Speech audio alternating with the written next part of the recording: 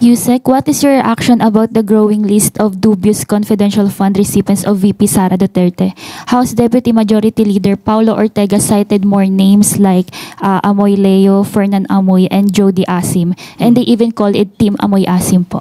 Yes, we believe that VP Sara has the obligation to tell something about this, to tell something about these discoveries. Marami na po ang naglilipa na patungkol sa mga peking resibo na di umanong na issue po ng opisina po ni VP Sara. So, mas mabuti po, sinasabi naman po niya na dapat po tayo ay may transparency.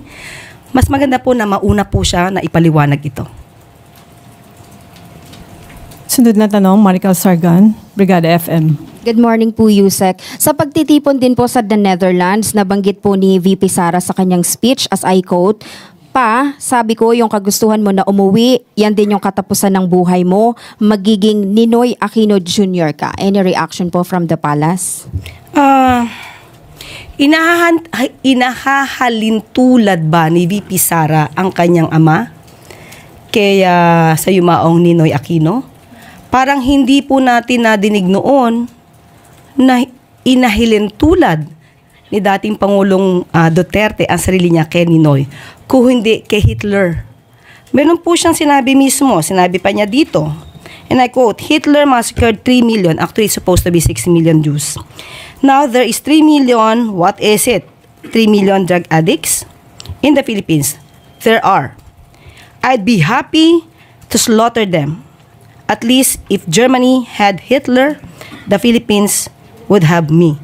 So napakalayo pong ipakumpara ang sarili o ikumpara ang dating Pangulong Duterte kay Ninoy Aquino na hindi nagkaroon ng anumang record ng mass murder or crimes against humanity. Mas ninais po ni dating Pangulong Duterte na ikumpara ang sarili niya kay Hitler. Yung statement kasi ni Vice President is more, I think, on the security ng dating Pangulo sa pag-uwi niya sa Pilipinas. And I quote yung sinabi niya, sabi ko, yung kagustuhan mo na umuwi yan din katapusan ng buhay mo, magiging Ninoy Aquino Jr. ka. At sinabi niya sa akin, kung ganyan ang kapalaran ko, so be it. Ang question ko po, ma'am, is if there are enough grounds for the Duterte family to fear for the life of the former president in case or na umuwi ang dating Pangulo dito sa Pilipinas. Yun na nga po nakakapagtaka eh. Saan po ba nakukuha itong mga kwento na ganito?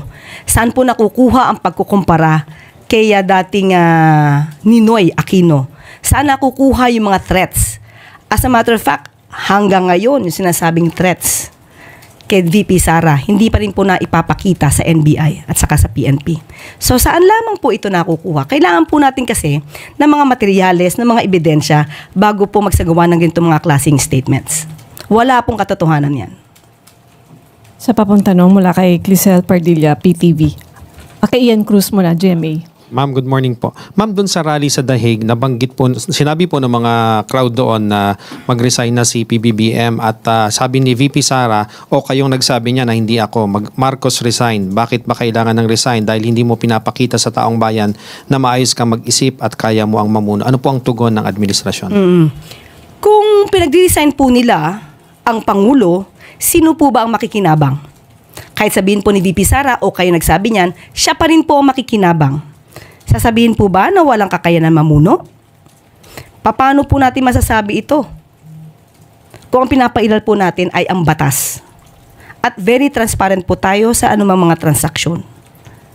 Hindi po mas kakayanin ng isang tao na mamuno, na maraming inililihim, maraming itinatago, at hindi nagpapakita ng anumang dokumento,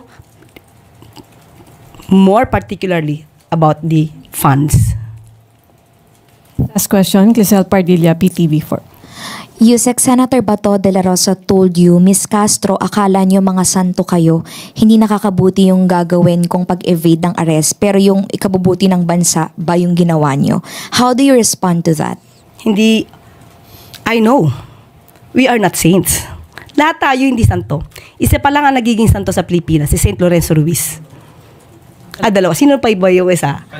Kalunsod. Yeah. Okay, Saint Kalunsod. Okay, dalawa na. Hindi pa po tayo napapasama doon. And we know that. Mukhang malayo po mangyari yun. Unang-una po, pinapatupad lamang po natin ang batas. Sinabi naman po niya na valid ang warrant of arrest.